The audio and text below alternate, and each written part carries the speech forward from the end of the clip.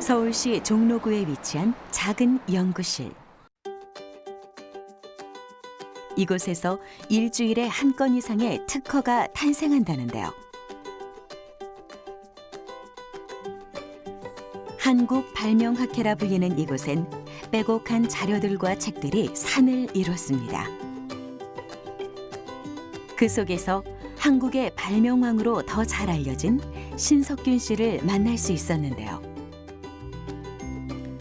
세계 최다 국제 발명상 수상 기록 보유자로 기네스북에도 올라 있는 그는 살아있는 발명의 역사로 불리죠. 올해 90세예요. 90세. 말하자면 17살 때 해방되고 21살에 여기 나오고 그랬어. 발명을 천직이라고 여기는 그는 매일 한 건 이상의 발명을 해야 편안히 잠들 수 있다고 합니다. 1983년부터 매일 써온 그의 발명 수첩은 벌써 30권이 훌쩍 넘었죠. 발명가에게 비밀 유지와 보안은 생명. 손바닥만한 수첩 안엔 아무와도 같은 그림과 글씨들이 빼곡한데요. 이 발명가가 제일 중요한 건 뭐냐면 비밀이 세면 안 되거든요. 그걸 갖다 왜냐면 비밀이 나가면 딴 사람이 그걸 개량해 버린다고요. 개량도 자신이 해야 되는 거예요. 자신이 말이요. 그 개량하는 건 갖다가 남한테 다 뺏기는 거예요. 갖다. 그래서 갖고 갖다 글자는 러시아로 쓰되 러시아 말로 쓰되 그리고 갖다 내용 갖다가 우리말 뭐 영어, 일본어, 중국어 하나 5개국어도 하는 거예요. 그래서 그 수첩을 이해하려면 5개국어를 이해하는 발명가를 해야 그 이해가 돼요. 그에게 발명은 생활 그 자체입니다. 끝없이 발동하는 호기심으로 생활의 모든 것을 발명으로 연결시키죠. 발명으로 얻은 수익은 다시 발명하는 데 모두 쓰입니다. 과연 그에게 도전이란 어떤 의미일까요? 그러니까 특허의 발명에는 갖다 연령이 없어요. 연령이 갖다 아주 노인네도 할 수 있고 그것도 할 수 있고요. 젊은이한테는 그래요. 뭔가 할 때 나는 돈 벌기 위해서 했다 이러면 뭐는 안 되는 거예요. 이제 스포츠를 하더라도요. 나는 벌기 위해서 그분도 나는 기록을 세우겠다. 내 기록을 깨갔다. 이게 중요한 거예요. 그러면 저절로 거기서 1등이 나오는 거예요. 거기서 이제 유레카!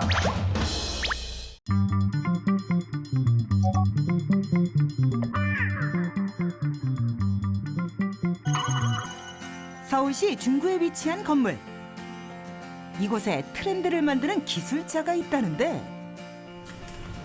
실례합니다. 네. 여기 혹시 네온 사인 기술자가 있다고 찾아왔는데 여기 맞나요? 네, 어서 오세요. 반갑습니다. 바로 요즘 인테리어의 핵심 트렌드라는 네온 사인.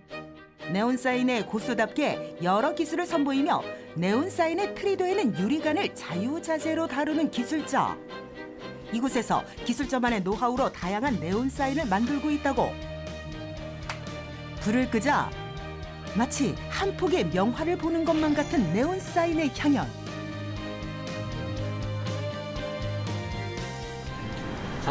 제 개인 작품이고요. 한번 보여드릴게요. 단순한 네온 사인을 넘은 예술의 경지. 보시고 상상을 하시고 해석을 하시고 이해를 하시면 됩니다. 예, 마음 가는 대로 읽으시면 돼요. 30년이 다 되는 세월 동안 자신이 표현하고자 하는 바를 네온 사인을 통해 예술로 승화시켜온 기술자. 네온이라는 게 이게 라인의 미학이거든요. 네온의 그 임팩트, 강한 빛 때문에 또 그 작품이 읽혀지지 않을 수가 있고, 예, 그래서 네온 아트는 사실 상당히 좀 어려운 작업입니다. 네온 사인 작업에 앞서 절대 빠뜨릴 수 없다는 이곳. 대체 뭔가요? 자, 보세요. 바로 이 소재로 네온의 색깔의 다양성을 구현을 하는 겁니다. 바로 돌을 분쇄해서 나온 천연 물질로 유리관 내부에 칠을 해 다양한 색깔을 낸다는데 특별한 작품을 만들어주겠다는 기술자. 오늘 이걸 한번 해볼게요. 갑자기 시퍼런 불에 유리를 갖다 댄다? 왜 이러는 거죠? 유리가 녹으면서 흐물흐물하는 것을 바람을 넣어서 펴주면서 작업을 하는 거죠.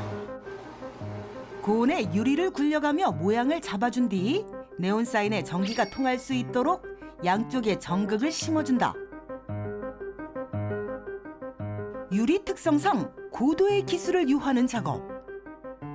여기서 끝이 아니다?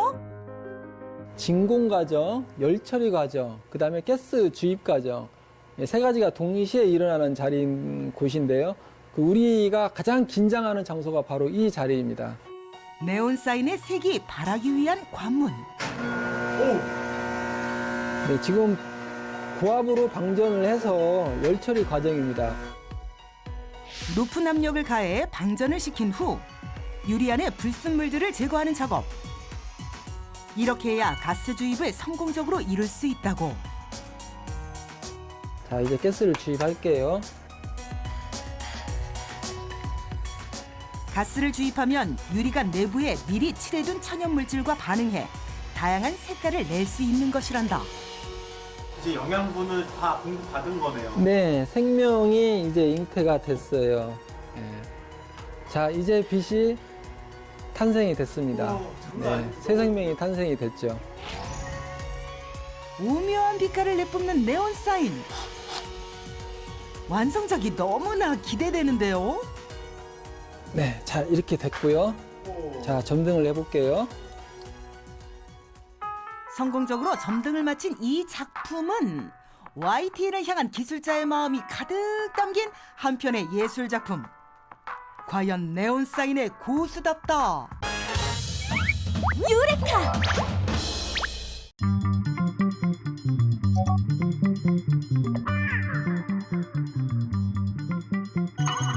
하지만 겨울잠도 자지 않는 연약한 새들은 어떻게 추위를 이겨낼까요? 심지어 추운 겨울에도 오리나 원앙 같은 새들은 차가운 물 위에 유유히 떠다니는 걸 볼 수 있는데요. 얼음장 같은 차가운 물 속에 있는데도 어떻게 저렇게 편안하게 있을 수 있을까요? 추운 겨울 물 속에 발을 담그고 살아가는 오리가 체온을 유지할 수 있는 이유는 무엇일까요? 비밀은 바로 오리의 다리에 있는 동맥과 정맥 때문입니다. 오리의 다리의 혈관은 동맥과 정맥이 가깝게 붙어있는 구조로 이루어져 있는데요. 특정 부분에서는 동맥과 정맥이 여러 가닥으로 나뉘어 그물처럼 얽혀있죠. 오리의 경우 심장에서 나온 뜨거운 피가 동맥을 따라 흘러내려오다가 다리에 와서는 바로 옆에 붙어있는 정맥에 열을 빼앗깁니다. 이렇게 온도가 내려간 피는 발에서부터 정맥을 따라 올라오면서 상대적으로 온도가 높은 동맥에 열을 얻어 심장으로 들어가게 되는 거죠. 이러한 구조를 생물학에서는 역류 열 교환 구조라고 부릅니다. 거슬러 올라가는 정맥혈이 동맥혈과 열 교환을 활발하게 할 수 있게끔 가깝게 밀착된 구조를 의미하죠. 반대로 다리 속 동맥과 정맥이 나란히 붙어있지 않아 열 교환이 일어나지 않는다면 어떻게 될까요? 뜨거운 피가 식지 않고 다리를 지나 외부로 노출된 발까지 내려간다면 추운 겨울에 체온을 엄청나게 많이 빼앗기게 되겠죠. 또 그렇게 차가워진 피가 심장으로 바로 올라간다면 체온이 쉽게 떨어질 수밖에 없게 되는 것이죠. 더불어 오리의 다리 속 동맥에는 일종의 밸브가 있는데요. 이 밸브는 피의 흐름을 느리게 또는 빠르게 조절할 수도 있다고 합니다. 즉, 외부 환경에 따라 다리의 온도가 바뀐다는 이야기인데요. 듀크대의 논문에 따르면 영하의 날씨에도 오리의 다리와 발의 피부 조직이 얼지 않는 것은 체온이 0도씨 이상 유지될 수 있도록 피의 흐름이 증가하기 때문이고 실험을 통해 이를 관찰했다고 합니다. 이런 이유 이외에도 오리의 발에도 특이한 점이 하나 더 있는데요. 오리의 다리와 발은 딱딱한 조직으로 되어 있어서 더운 피가 상대적으로 덜 필요하다고 합니다. 발을 움직이는 근육 또한 다리의 위쪽에 몰려 있죠. 또한 추운 지방에 사는 조류일수록 다리 속 동맥, 정맥의 그물망이 더 정교해 열 교환을 잘할 수 있다고 합니다. 이외에도 발로 가는 혈류 조절과 피하 지방에서의 생리학적 방어 작용 등으로 추운 겨울에도 더 잘 견딜 수 있다고 하네요.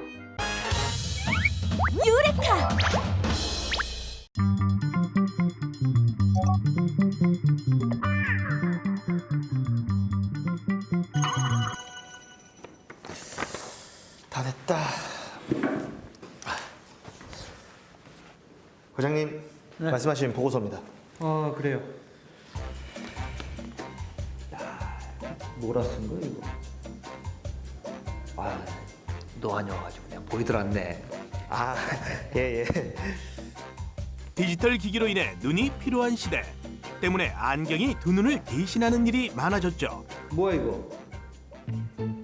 이거 죄다 오타잖아 이거. 예? 어? 뭐 어떻게 한 거야? 뭐 발로 쓴 거야 뭐야? 그럴 리가. 봐봐. 아까부터 눈이 침침하다던 그레씨 결국 사고를 치네요. 제가 바로 수정해서 오겠습니다. 빨리 가서 해와요 빨리. 예, 죄송합니다. 눈도 쉬어가며 일해야 체기능을 하는 법. 미리미리 검정 받아야겠네요. 노안 온다니까요. 난 동안인데. 여러분 눈을 오랫동안 사용하다 보면 빨리 피로해지고 눈 시력이 빨리 떨어지는 걸 느낍니다. 눈이 뻑뻑하다고 느낄 땐 점화넥을 통해 수분을 유지해주고 눈을 감고 눈동자를 상하 좌우로 움직이는 안구 스트레칭을 주기적으로 해주는 것이 좋습니다. 특히 디지털 기기를 오래 사용할 경우 10분 이상 먼 곳을 응시하는 것이 좋다고 하니 여러분도 눈 건강을 위해 10분 이상 투자해보는 건 어떨까요?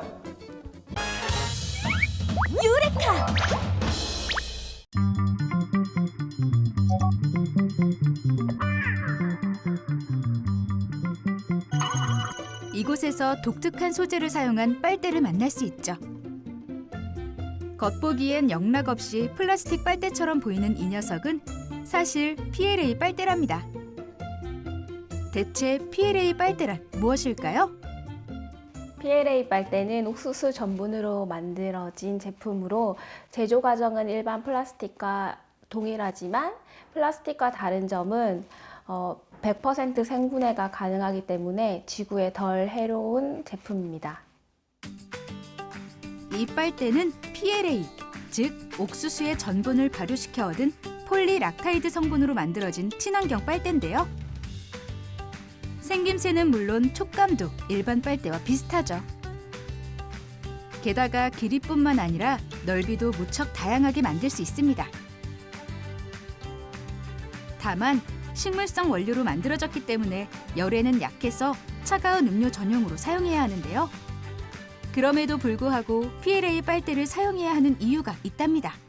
일반 쓰레기로 버렸을 때 소각 시에 아무런 유해 물질을 발생하지 않고 또한 분해되었을 경우에 100% 생분해되기 때문에 친환경 제품이라 볼 수 있습니다. PLA 빨대는 소재의 특성상 땅에 묻힌 뒤 180일 안에 분해되고 퇴비로 만들 수 있어 친환경 빨대로 볼 수 있죠. 그리고 사탕수수 껍질을 말아서 내부를 PLA로 코팅한 사탕수수 빨대도 친환경적인 제품이죠.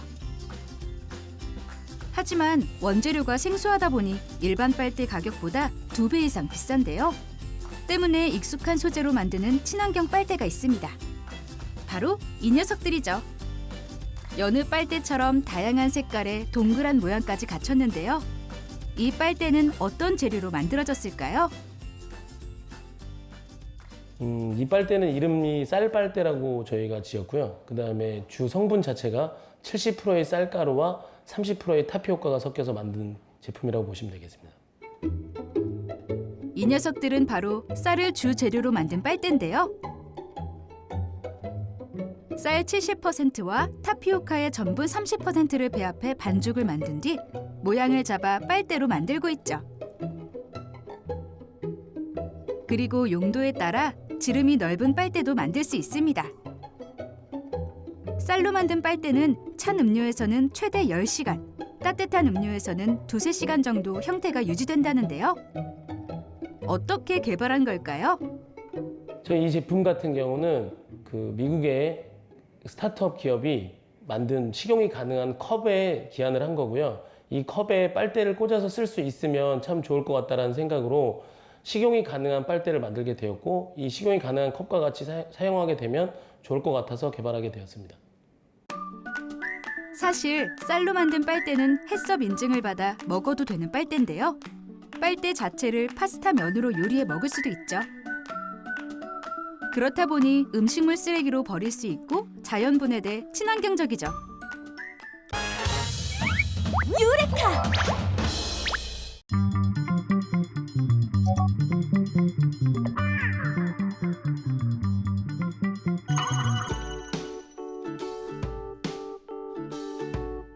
한편 결국 버려지고 마는 빨대 대신 특별한 빨대를 사용하는 카페가 있는데요. 주방 한편에 자리 잡은 카리스마 넘치는 이 녀석은 스테인리스 빨대고요. 부드러워 보이는 이 녀석은 대나무 빨대로 이들은 모두 다회용 빨대랍니다. 한번 구매를 하면은 이제 반영구적으로 세척해서 사용할 수 있는 스테인리스 빨대를 사용하고 있고요. 그리고 이제 소재 자체가 좀 천연 소재로 사용하고 있는 대나무 빨대를 사용하고 있습니다. 다회용 빨대들을 조금 더 자세히 살펴볼까요? 먼저 스테인리스 빨대는 습기에 강하고요. 차거나 뜨거운 음료 모두 사용 가능하죠. 하지만 입맛이 예민하다면 쇠맛이 날 수 있어요. 한편 이 대나무 빨대는 식물 소재로 만들어 친환경적인 반면 습기에 취약하죠. 하지만 사용감이 부드러워 어린아이나 입맛이 예민한 사람이 사용하기 좋죠. 게다가 두 빨대 모두 빨대솔로 간단히 세척할 수 있어 여러 차례 다시 쓸 수 있죠. 그리고 이곳에서는 다회용 빨대를 직접 써볼 수 있고 구입도 가능하다는데요. 이렇게 다회용 빨대를 사용하고 손님들이 찾을 수 있도록 돕는 이유는 무엇일까요? 생분해되는 것들도 참 중요하지만 쓰레기의 양 자체가 줄어드는 것들이 굉장히 큰 의미를 가진다고 생각하기 때문에 쓰레기가 아예 나오지 않는 제품들을 선별을 하고 또 저희가 뭐 제조하거나 이제 발굴해서 사용을 하고 있거든요. 그런 취지로 이런 빨대를 사용하고 있습니다. 유레카!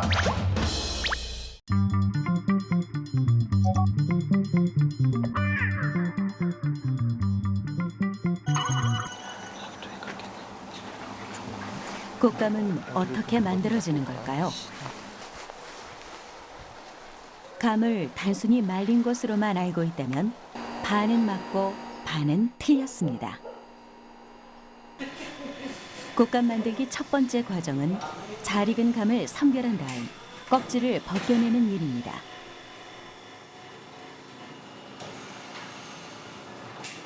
이 과정에서의 핵심은 단감이 아닌 떫은 감을 사용한다는 것.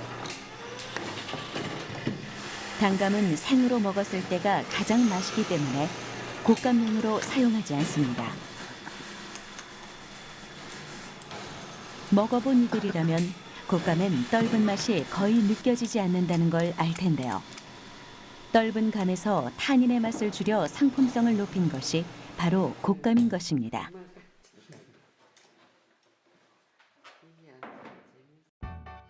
홍시 또한 떫은 감으로 만듭니다.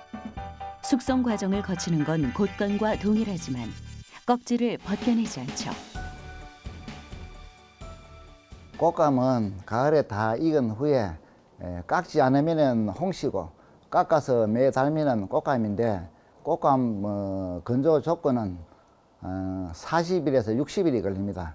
적은 감은 40일, 큰 감은 60일 정도 걸리는데 자연 건조를 시키기 때문에 시간이 많이 걸립니다. 또 자연 건조시킨 곶감이 맛이 아주 쫄깃쫄깃하고 당도가 높고 맛이 아주 좋습니다. 꼬챙이에 꽂아 매달아 말린 감. 그 이름의 뜻에서 알 수 있듯이 곶감은 이렇게 매달아 놓습니다. 혹시 안 어렵다, 야. 이것으나 과육이 딱딱할 때 껍질을 벗기고 그 상태로 건조시키는 것이죠. 자연 환경에서 이루어지는 숙성 과정은 온도와 습도가 관건인데요. 평균 50일 정도의 차갑고 건조한 환경에서 곶감의 품질이 결정됩니다. 1차 숙성이 끝나면 손으로 곶감을 주물러 떫은 맛을 내는 중심부를 펴냅니다. 그럼 곶감이 남아있는 떫은 맛이 사라지면서 단맛이 골고루 퍼지는데요. 이때 곶감의 표면에 나타난 하얀 부는 포도당이 마르면서 형성되는 것이죠.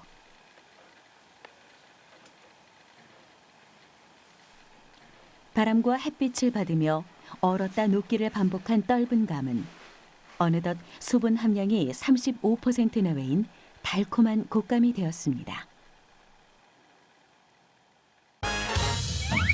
유레카!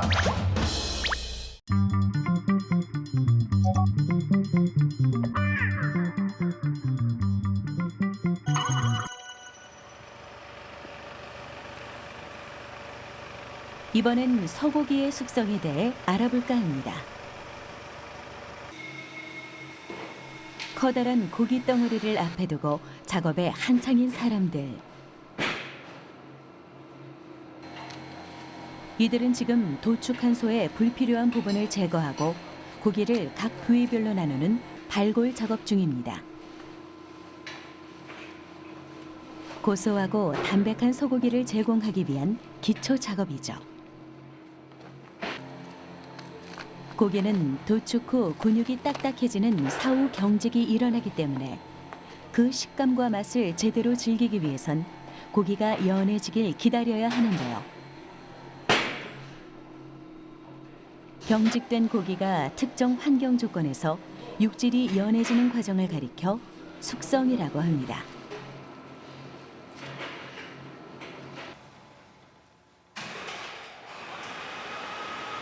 조금은 특별한 방식의 숙성이 이루어지고 있는 숙성고를 찾았습니다.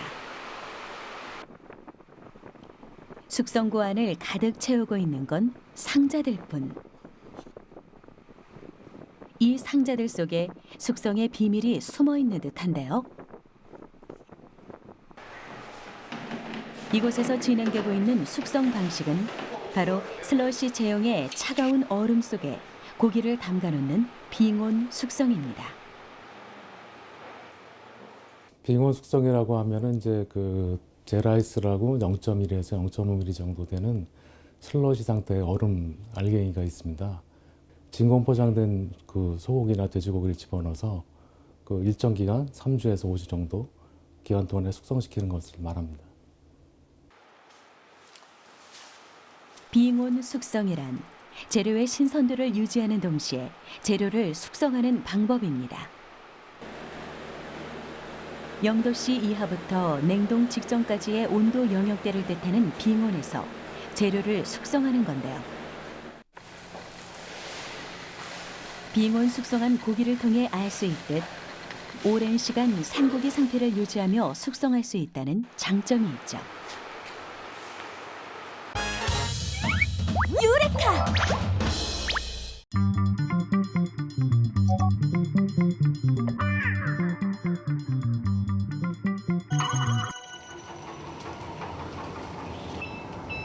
빙온 숙성이 기존의 방식과 차별화되는 점은 젤 아이스로 빙온 영역대를 조성한다는 것입니다.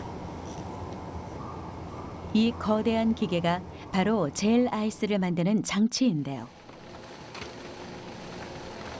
각각의 통 안에 들어있는 담수와 해수를 적절한 비율로 혼합해 젤 아이스를 만들죠. 물도 얼음도 아닌 슬러시 제형의 물질로 숙성을 한다는 것이 사뭇 신기한데요. 고기가 어는 온도는 약 영하 1.6도. 젤 아이스는 이 기준치까지만 온도를 떨어뜨리고 그 상태를 일정하게 유지하는 역할을 합니다. 숙성은 일정한 온도를 유지하는 게 중요하다는 점에서 젤 아이스는 빙온 숙성의 핵심이라고 할 수 있죠. 일단 물만 사용하게 되면은 0도씨에서는 이제 물이 얼기 때문에 바닷물이 얼지 않는 원리하고 똑같습니다. 그래서 해수와 담수를 일정 부분 혼합해서 사용하게 되면 원하는 식품의 빈결점을 조정할 수가 있는 원리에 기초를 두고 있습니다. 빙온 숙성의 또 하나의 핵심은 고기를 진공 포장하는 것입니다. 건식 숙성을 통해 알 수 있듯 고기가 공기 중에 노출되면 수분이 증발하고 부패의 위험이 있는데요. 이렇게 고기를 진공 포장하면 고기의 수분 증발을 막을 수 있는 것과 동시에 오랜 시간 촉촉함을 유지할 수 있어 부드러운 식감을 느낄 수 있죠. 뿐만 아니라 미생물의 활동을 억제해 장기간 안전하게 숙성할 수 있습니다. 네, 저희가 이제 그 각 부위별로 그 진공 포장된 그 고기를 받아서 그 제라이스라는 형태의 그 얼음 속에 이제 집어넣게 되는데요. 집어넣기 전에는 저희가 이제 진공 검수를 좀 철저히 해가지고 그 제라이스 상태에 넣어서 3주에서 5주 정도 숙성 기간을 거치면서 그 이제 품질 변화를 매일 체크를 하고 있습니다. 빙온 숙성은 이렇게 젤 아이스로 채워진 박스 안에 고기를 집어넣어 일정 기간 동안 보관하는 방식으로 진행되는데요. 고기 숙성의 가장 큰 목적은 식감을 부드럽게 만드는 것과 동시에 풍미를 높이는 것. 진공 포장을 끝낸 이 고기는 앞으로 3주에서 5주간 숙성 과정을 거치게 되는데요. 얼기 직전의 상태에 놓인 고기는 동사에 대비해 각종 보호 물질을 생성합니다. 이때 아미노산, 글루탐산과 같은 성분이 나와 고기의 육질을 연하게 만들고 풍미를 더해주는 역할을 합니다. 숙성이 이루어지고 있다는 신호이죠.